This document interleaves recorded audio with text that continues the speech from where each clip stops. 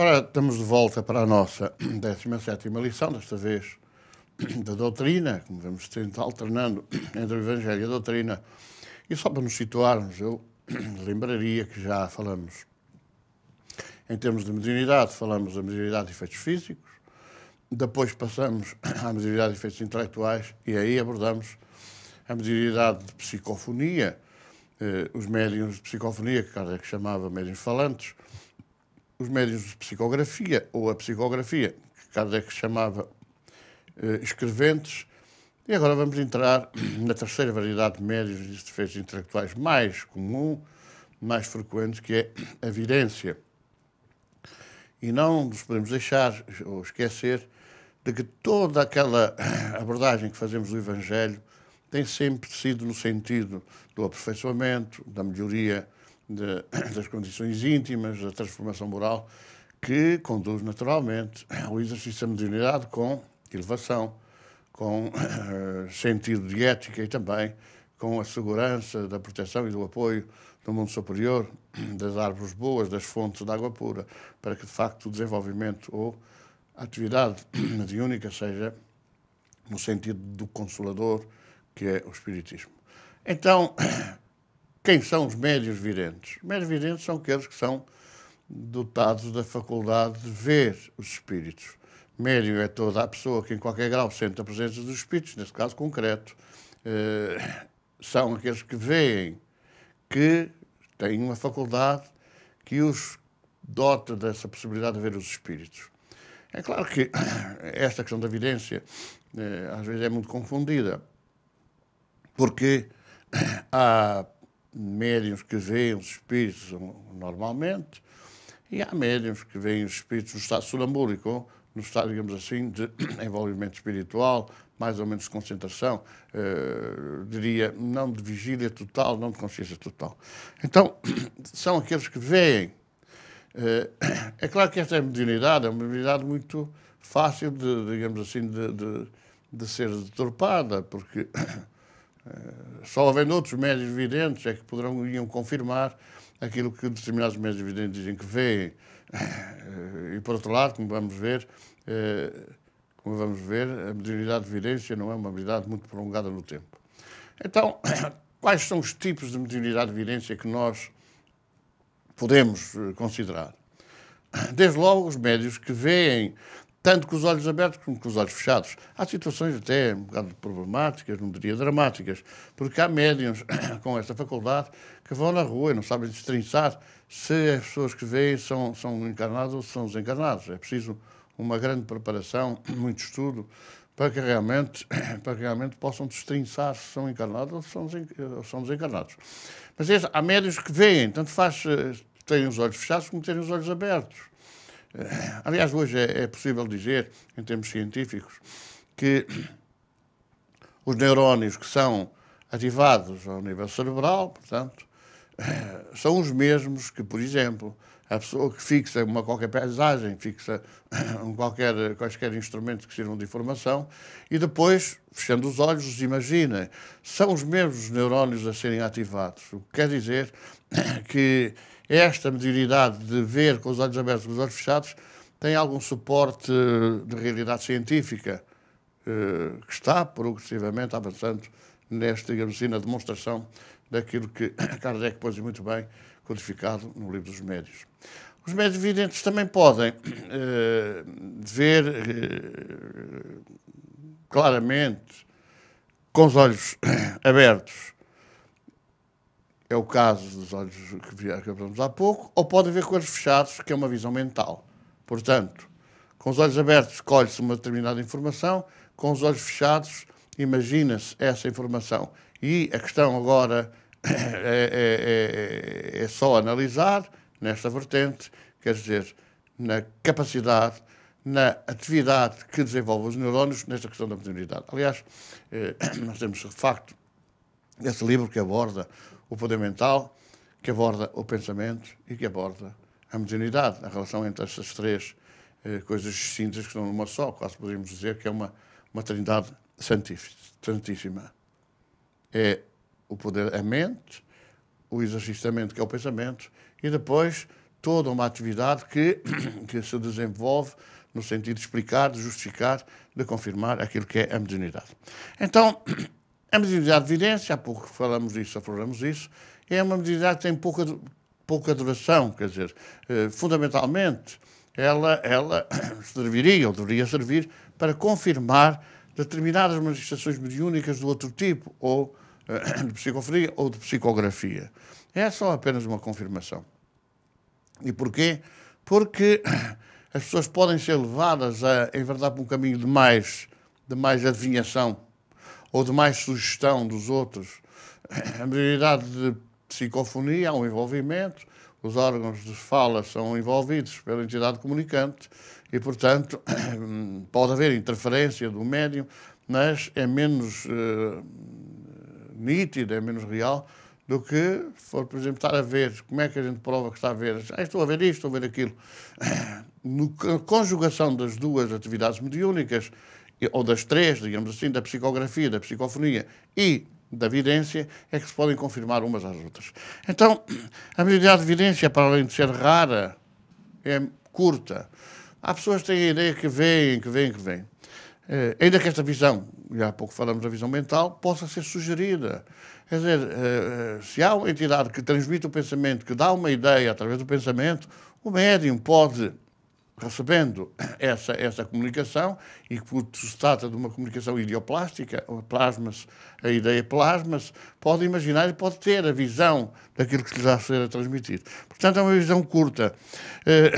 E, portanto, como é uma visão de curto tempo, é necessário ter esta consciência. Como tem pouco tempo de duração, o médium ou é uma pessoa responsável e consciente daquilo que é a sua missão, ou depois, porque ela é suspensa, normalmente envereda mais pela mediunidade de psicofonia ou até de psicografia, tem que ter consciência que isso tem um período curto de atividade e, portanto, não pode forçar de maneira nenhuma a ideia de que não deixou de ver, porque isso é normal, é natural que deixe de ver. Voltamos a dizer, é fundamental ter consciência da responsabilidade que incumbe àquela pessoa que tem a mediunidade. É claro que vamos agora destrinçar. Quando o médium vê com os olhos abertos, com os olhos fechados assim claramente, então designa-se como a mediunidade de clarividência e o médium clarividente.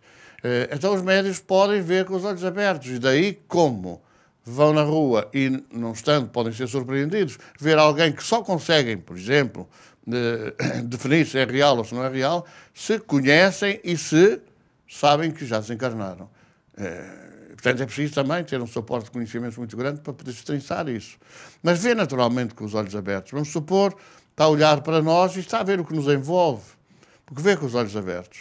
Embora, é verdade que pode ver-se com os olhos fechados, porque é uma visão, como dizíamos há pouco, uma visão mental.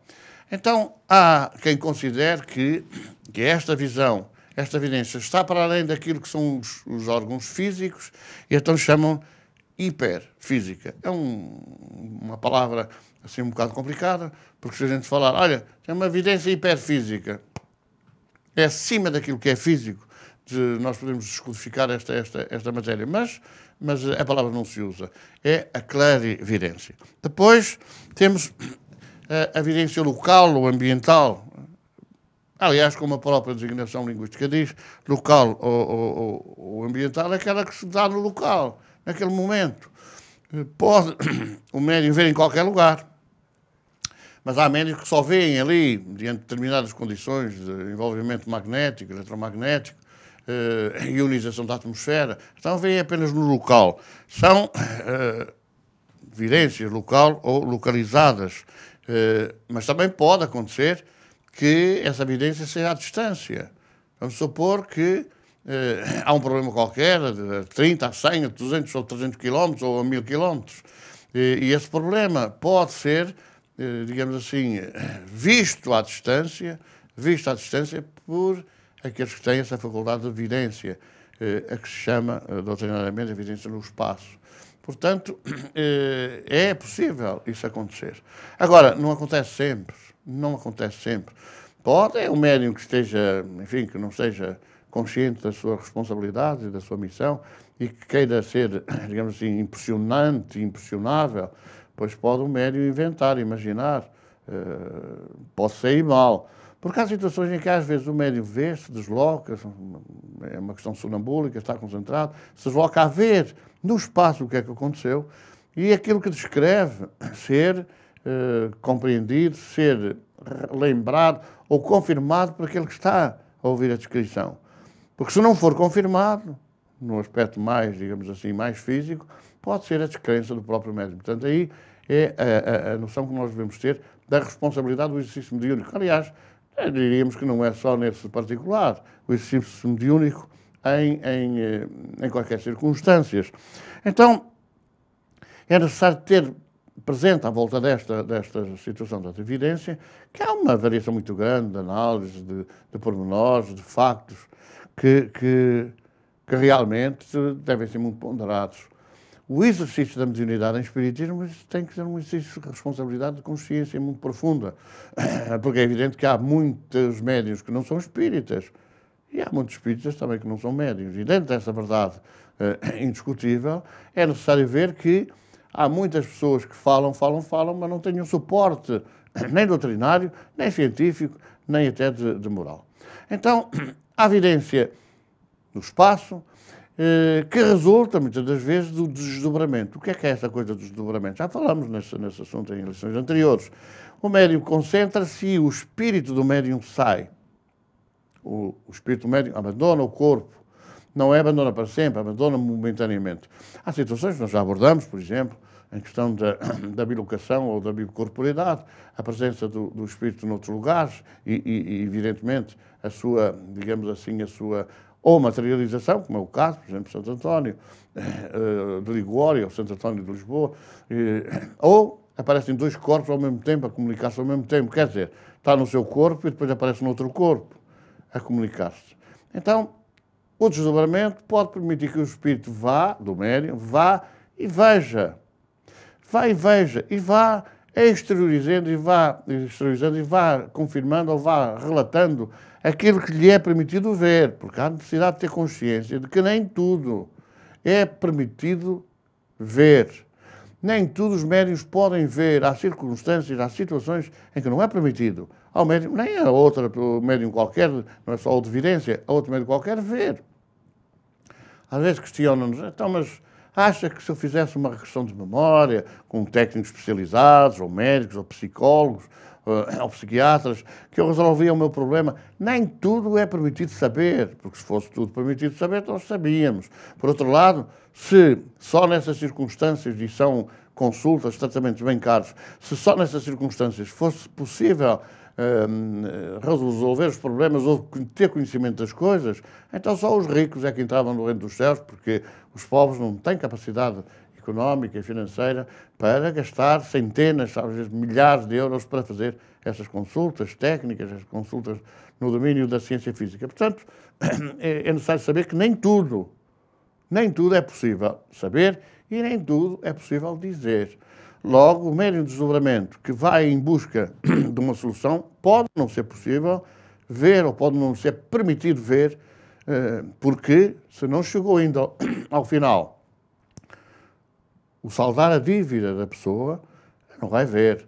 Se não chegar ao final o resgate dessa dívida, nenhum psiquiatra, nenhum psicólogo consegue, em regressão de memória, fazer com que o sujeito, o paciente, vá em busca da causa que dita determinado efeito.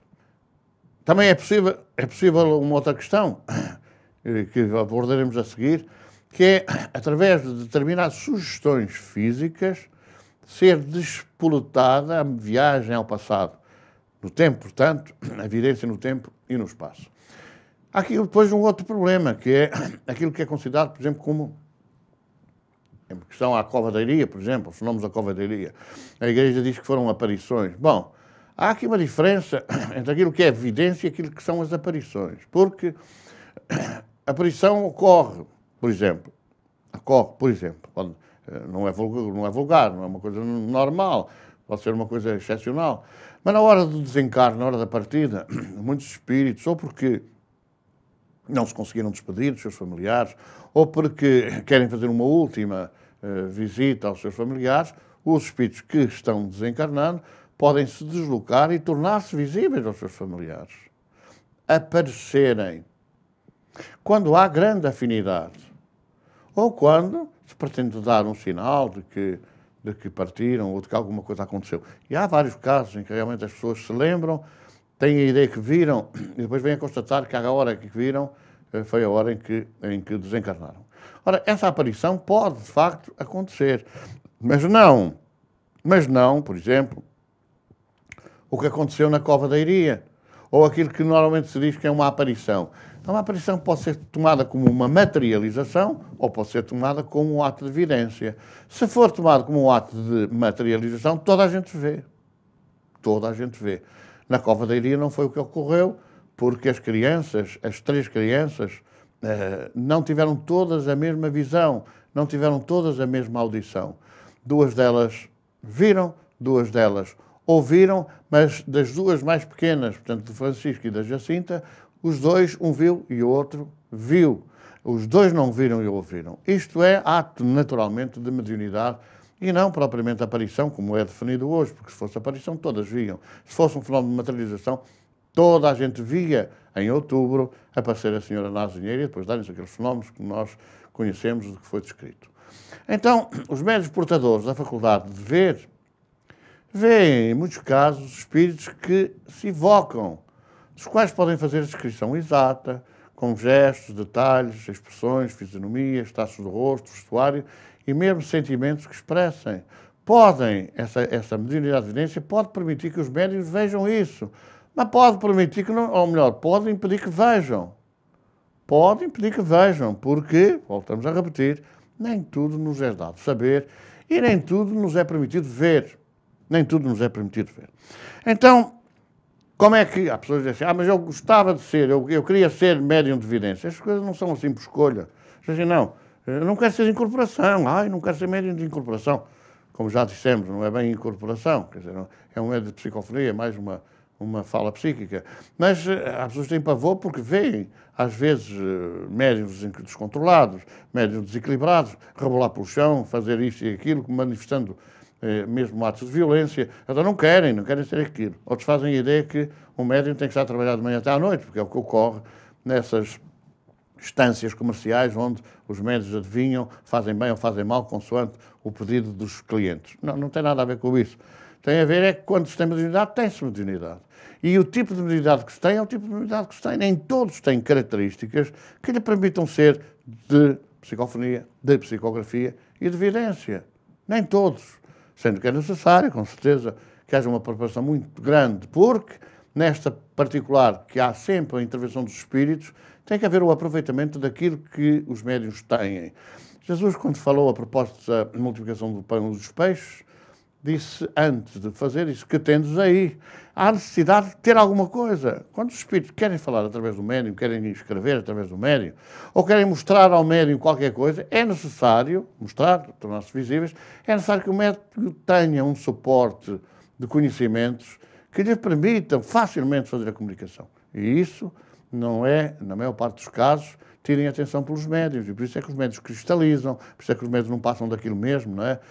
Poderíamos quase dizer que continuam meios analfabetos, não analfabetos completos, porque tem a ver com a parte mais, digamos assim, cultural, física, de saber ler e escrever, mas analfabetos no sentido do conteúdo doutrinário, dos conhecimentos doutrinários que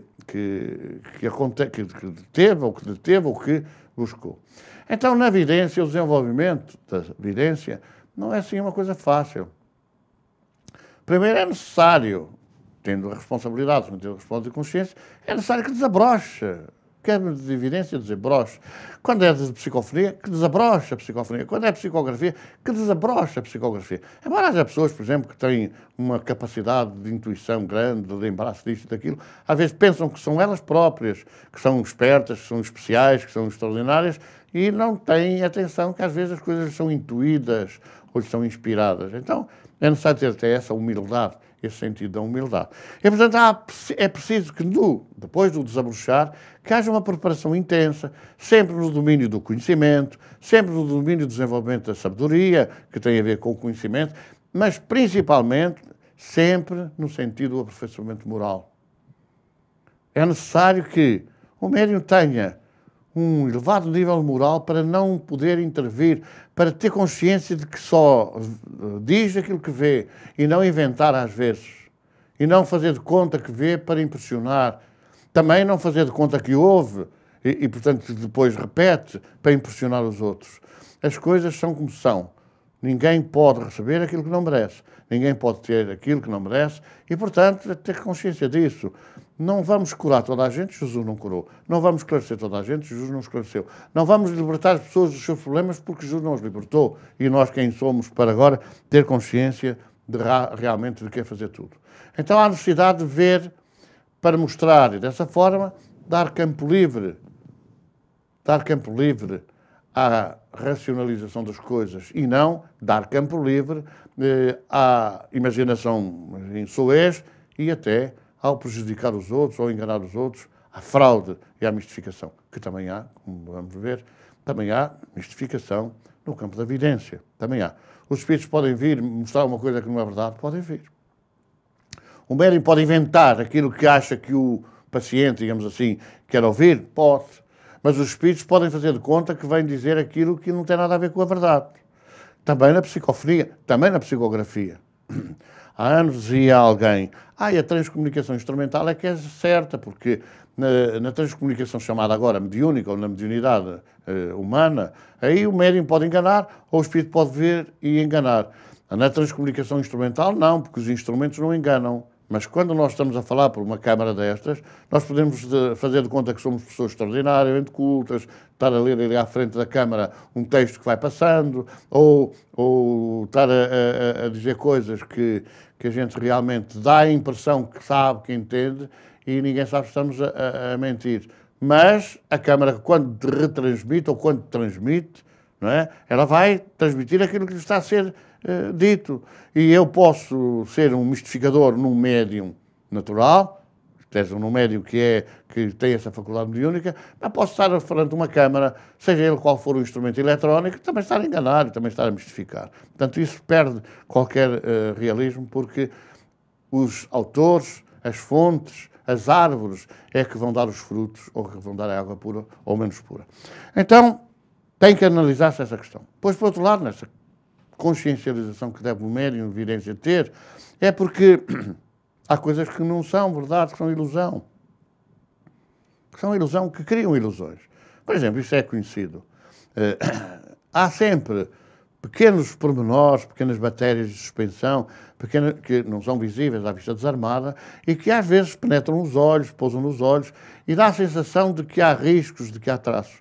E há médios de tal maneira que são férteis na imaginação que logo que veem um risquinho desse no olho já é espírito. Logo que veem uma ponta no ar que lhe parece que é qualquer coisa, uma presença esquisita, já é espírito. Portanto, isto muitas vezes é pura imaginação, é ilusão. São ilusões de ótica e isso também pode acontecer. E, portanto, há que ter consciência de que se deve filtrar em absoluto. Se deve filtrar em absoluto. Nós não podemos embarcar na ideia de tudo dizer, de tudo falar.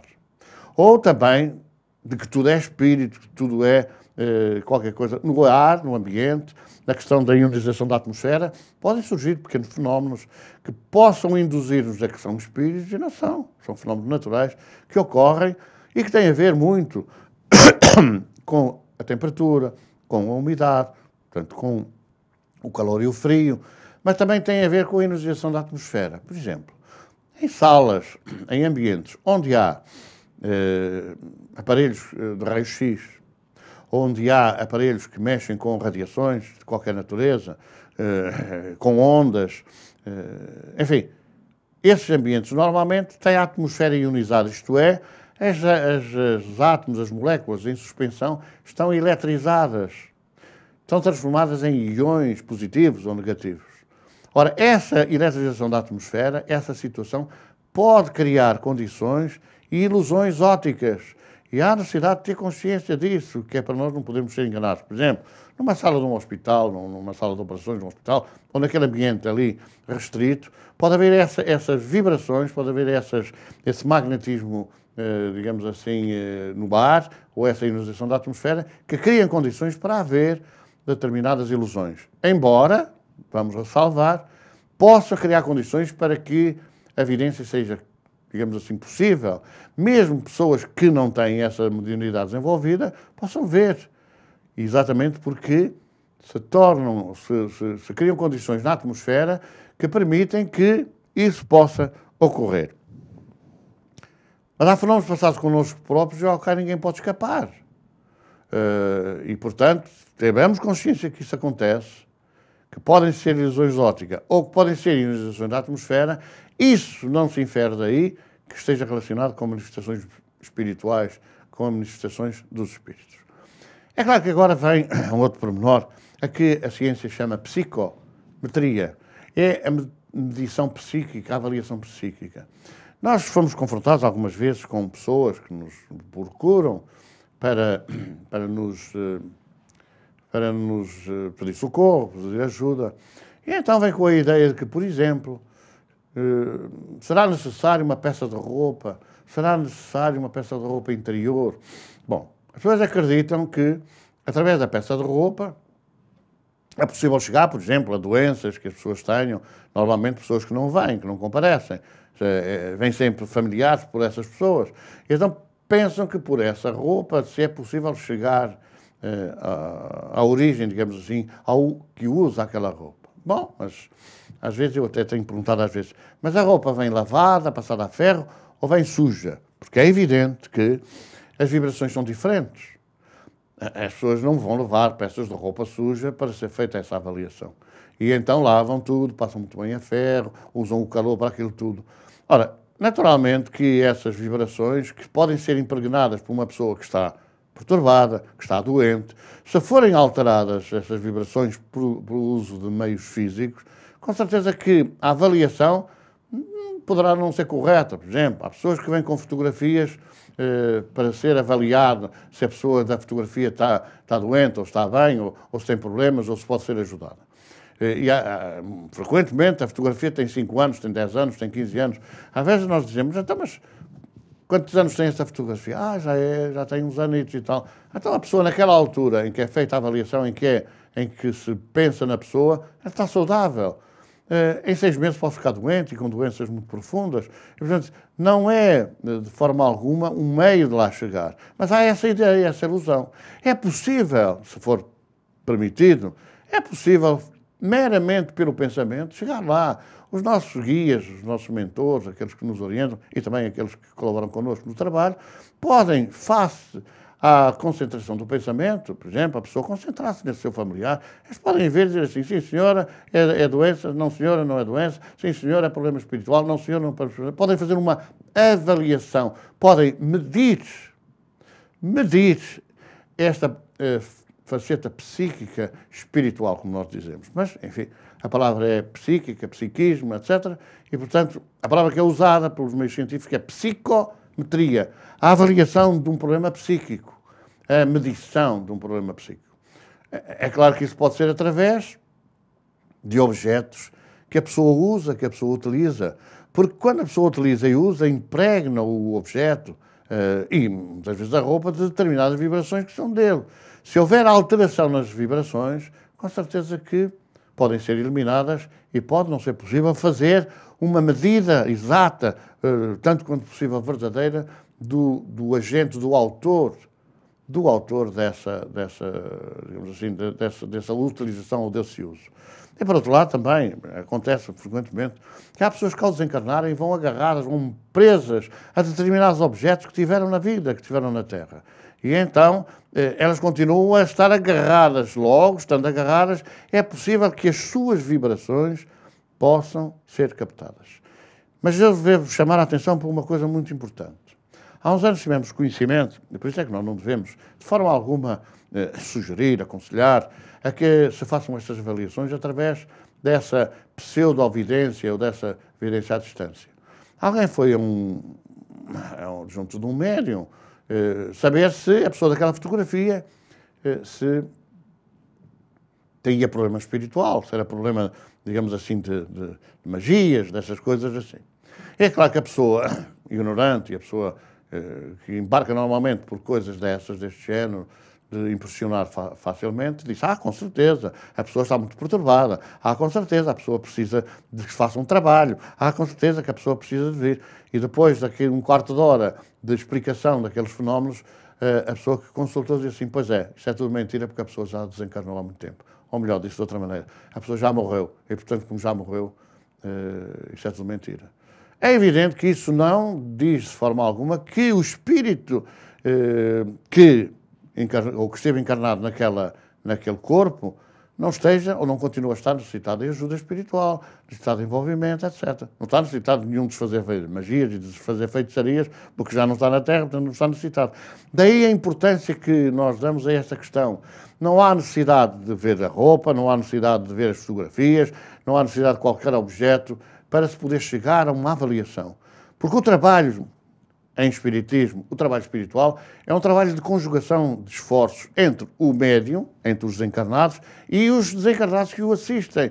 Quer dizer, quando nós fazemos, e temos sempre insistido para que o trabalho deve ser conjunto, deve ser em grupo, quando nós reunimos o grupo, há alguma forma a criação de uma corrente de defesa, e aqueles que no mundo espiritual trabalham em conjugação com os encarnados, certamente que podem sugerir, podem intuir, que podem inspirar, que podem dizer, que podem, quando é permitido, que podem abrir campo à compreensão das coisas. E, portanto, não há necessidade de estar a ver a roupa, estar a ver a fotografia, estar a ver isto ou estar a ver aquilo. Algumas pessoas dizem assim, é preciso a morada, é preciso a residência. A questão da morada e da residência, naturalmente, para o mundo espiritual, é mais fácil. É mais fácil ir ao encontro de um determinado ambiente. É necessário, é mais fácil. Mas não é absolutamente necessário. Basta que o pensamento, vamos supor, eu estou com uma pessoa, um familiar que está em Lisboa, que está em Beja, ou nas ilhas, ou na Austrália, e eu ter a ideia de onde ele mora, o meu pensamento vai levar, ou vai permitir guiar os espíritos que vão localizar e vão ver o problema e vão analisar. Se for permitido, ou se tiver chegado a hora de ser deslindado um determinado problema. Então não há necessidade fundamental, mas facilita, é só uma questão de facilidade. E por outro lado, os espíritos que comungam, estão sobre a Terra, também não conhecem tudo, também não vão assim a correr. Quando a pessoa à distância está em sintonia, veja-me lá isto, saiba-me da coisa, ela está preocupada, os nossos irmãos vão ao local atraídos por esse pensamento. Mas quando a pessoa nem está para aí virada, nem pouco mais ou menos, aliás, acontece frequentemente, as pessoas estão na sua vida, estão imigrantes, até estão a viver problemas graves, estão agora a pensar que num determinado ponto, numa determinada casa espírita, se está a pensar nele, buscando uma solução, não está a pensar nada disso. Portanto, não há uma sintonia vibratória, não há uma ligação mental, e como não há uma ligação mental, naturalmente, que é bastante mais difícil lá chegar. Portanto, é esta consciência que nós temos que ter sobre a mediunidade no sentido geral, não é? A mediunidade no sentido geral. Então, o que é nesta questão da percepção? Porque não há nada que seja absolutamente igual, não há nada. E que seja absolutamente certo, não há. Mas pode haver uma percepção. Eu tenho a percepção de que a pessoa pode necessitar. Eu tenho a percepção de que a pessoa pode estar doente. Mas é fácil a gente nunca falhar. Dizer, olha, não há nada como a pessoa ver um médico, analisar, fazer um check-up com o médico, fazer um exame geral e tal. Mas já fez. Pronto, mas não há nada mal que continue a fazer.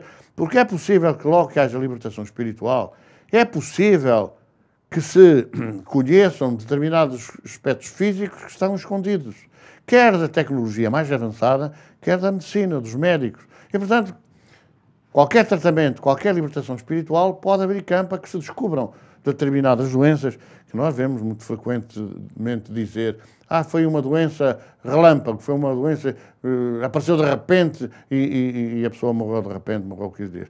Não, às vezes pode ter acontecido é que a descoberta dessa situação tenha sido muito rápida, muito recente, embora tivesse escondida há muitos meses, às vezes até anos.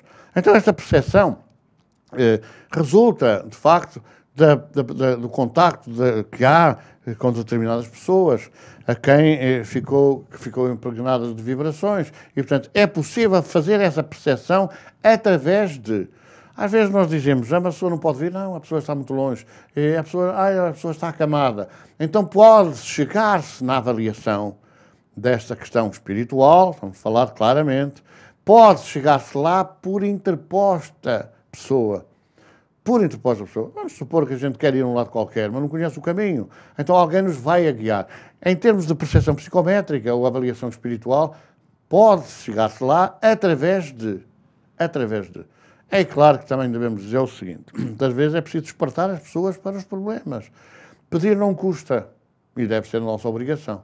E pode acontecer que as vibrações do pensamento positivo, do auxílio fraterno, pode acontecer que dinamizem, ou melhor, que conduzam as forças do mundo espiritual a envolver a pessoa em causa e que esse envolvimento alivie determinadas tensões, determinadas pressões que abram a porta para que a pessoa venha aceitar que tem que se tratar espiritualmente.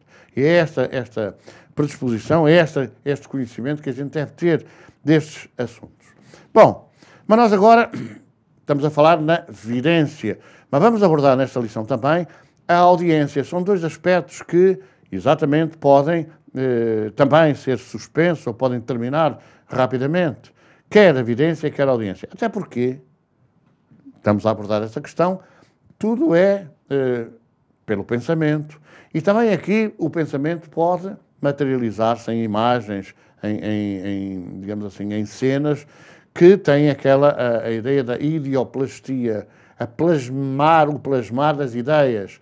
Quando o espírito fala com outro espírito encarnado e quer falar na mesa, ele não fala porque não tem boca, não tem som, a voz não lhe sai, mas pode, pelo pensamento, emitir a ideia e o outro espírito capta a ideia. É o plasmar da sua ideia. E nós podemos, como somos também espíritos, também podemos ter esse plasmar das ideias. É claro que é mais fácil escrever, não é? É mais fácil escrever. É mais fácil dizer, chega-me esse copo, do que dizer, chega-me esse copo que serve para beber água, ou chega-me esse copo que serve para beber vinho, e esse copo que serve para beber vinho branco, ou essa chávena que serve para beber chá, etc. É mais fácil dizer a chávena, chega-me a chávena, do que ser a chávena que serve para ali. Que é a visão, ou melhor, que é a comunicação ideoplástica, o plasmar as ideias, para não haver dúvidas se a chávena é de café, se a chávena é de chá. Então, esta comunicação pode ser facilmente escrita e é mais rápida, ou pode ser facilmente falada, que também é mais rápida. Ora, na vidência, também na audiência, estas duas situações, vidência e audiência, marcham em paralelo. Na covadeiria, reparem como é curioso, aconteceram as duas numa só e aconteceram as duas de per si. Um só viu, outro só ouviu. E a outra, a mais velhita, viu e ouviu. Mas são facetas da mediunidade. Então, quando se trata de ver claramente, é clarividência. E quando se trata de ouvir claramente, é clareaudiência. Quando o médium vê, quando a pessoa em si, e se vê ou se ouve, tem mediunidade. E se fala, às vezes, sem ter consciência, tem outro tipo de mediunidade. E se escreve, às vezes, sem ter a ideia de escrever determinado assunto, tem outro tipo de mediunidade. Aqui, quando vê claramente ou quando ouve claramente, é clarividência. Logo, clareaudiência. Mas quando só ouve, por exemplo, em concentração, a pessoa, o sujeito, o médium, concentra-se e os espíritos falam e ele ouve. É uma audição interna. Porque se fosse externa, toda a gente ouvia. Toda a gente ouvia, se fosse uma materialização. Eis o meu filho muito amado, a quem pus toda a minha complacência, escutai-o. É no Jordão, como refere o Evangelho. A voz que falou, embora fosse uma voz direta, toda a gente que estava ouviu.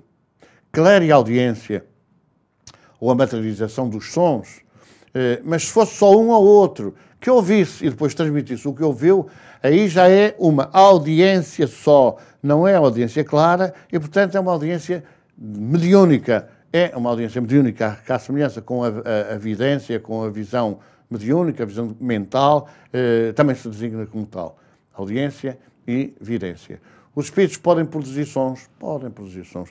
É muito frequente mesmo que as pessoas venham, busquem auxílio, busquem socorro na casa espírita, porque ouvem barulhos. Os fenómenos espíritas da era moderna e, naturalmente, de Hydesville, foram fenómenos de audiência.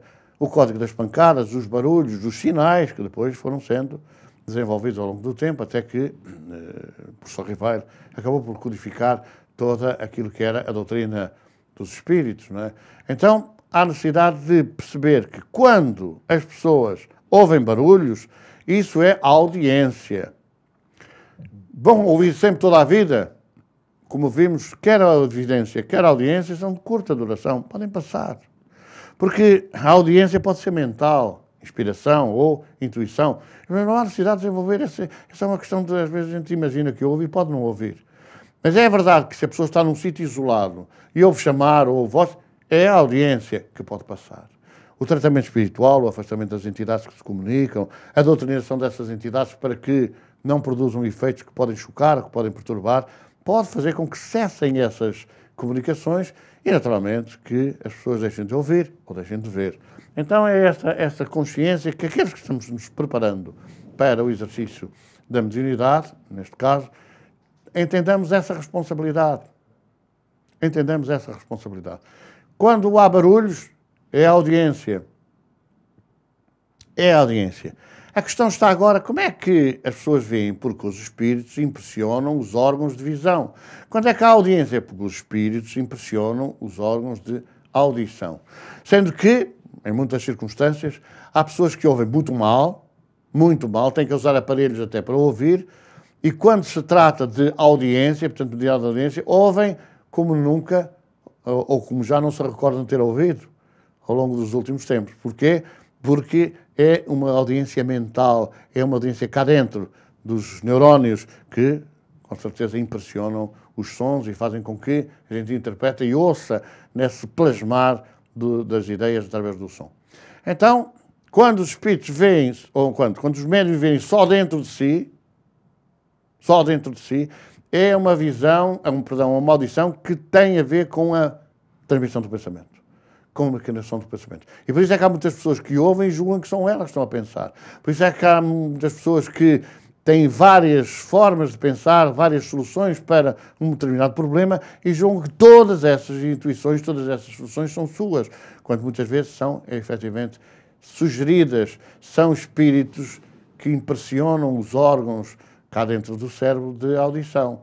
E por isso é que é preciso muita necessidade de ver, de analisar, de vigiar aquilo que vem à cabeça. É bom ou é mau? Gostava de fazer ou não gostava? É meu ou não é? E daí chegamos sempre à conclusão de qual é a origem desses sons ou dessas comunicações. Ora, pode a mediunidade, em termos gerais, ser desenvolvida? Não, com certeza que pode ser desenvolvida. Pode ser desenvolvida.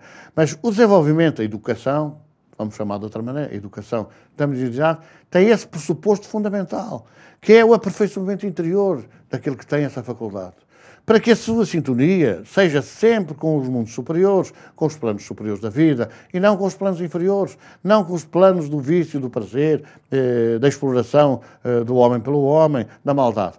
Então é esta preparação, este desenvolvimento, que deve, naturalmente, ser preocupação daquele que tem essa faculdade, que tem essas possibilidades.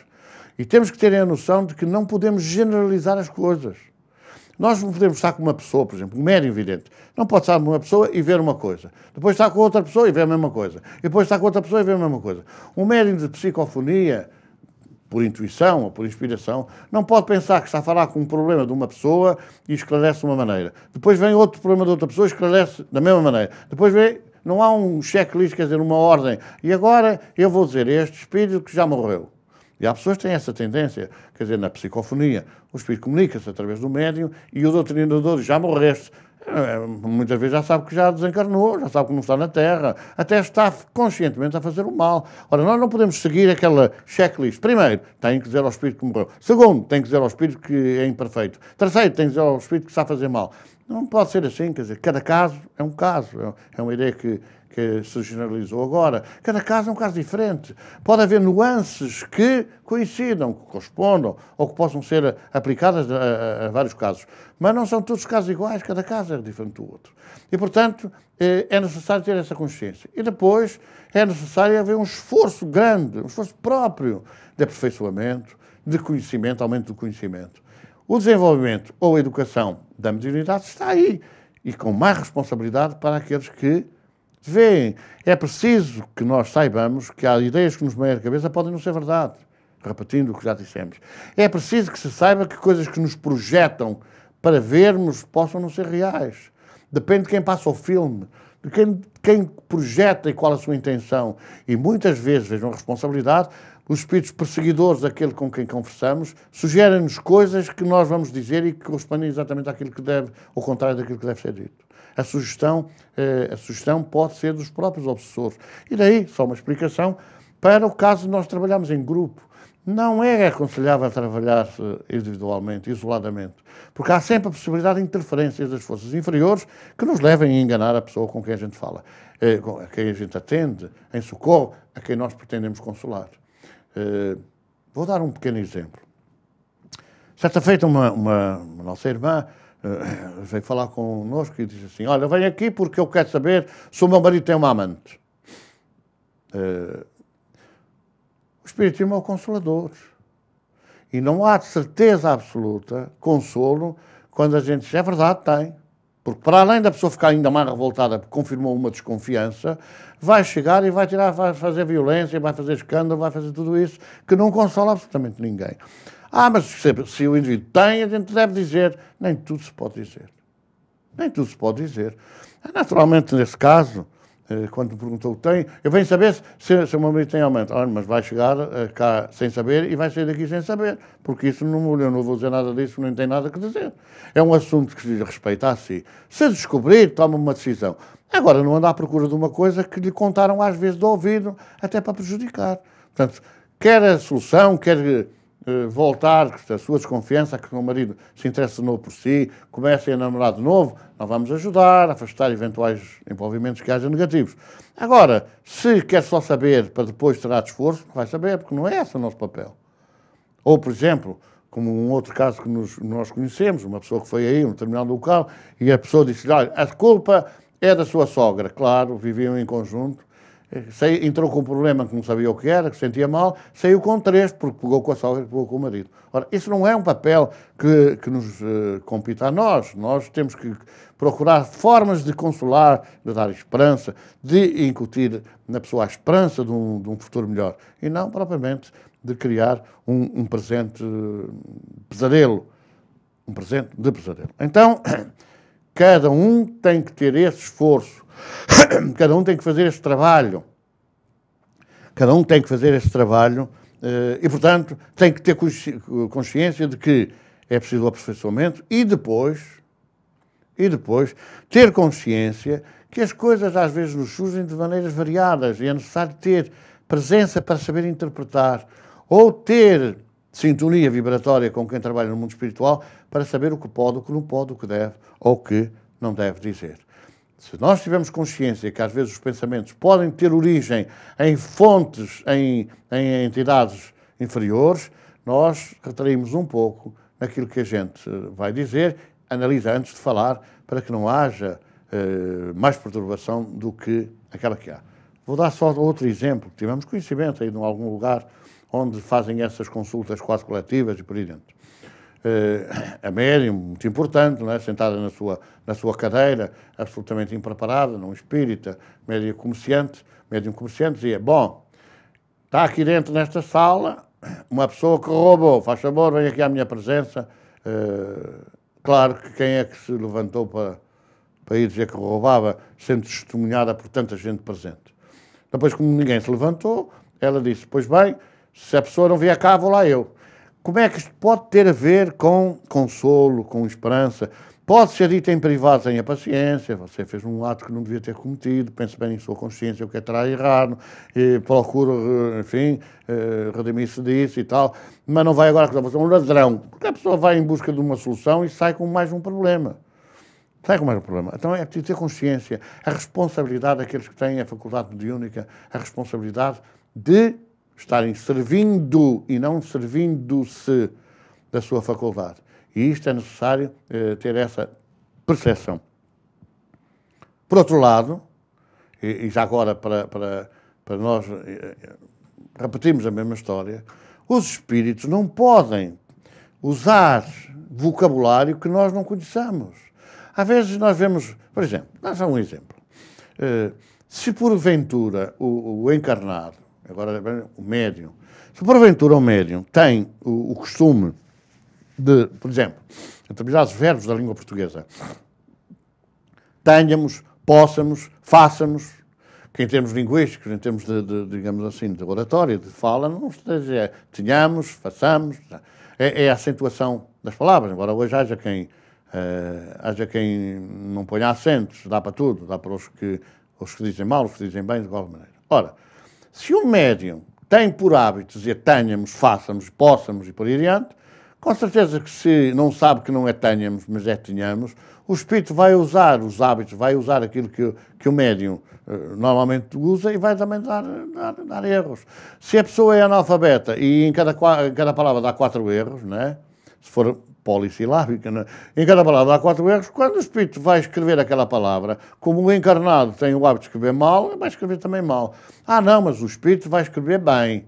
Conta-se que, certa feita, o Dr. Bezerra de Menezes terá manifestado através de um médium gago, fisicamente gago. E então a comunicação também foi gaga. E depois perguntaram, noutra oportunidade, como é que ele se tinha manifestado, não sendo gago, se tinha manifestado gaguejando, dando a mensagem a gaguejar. E o Dr. Bezerra de Menezes explicou. É porque a melhor forma de falar do médium era aquela.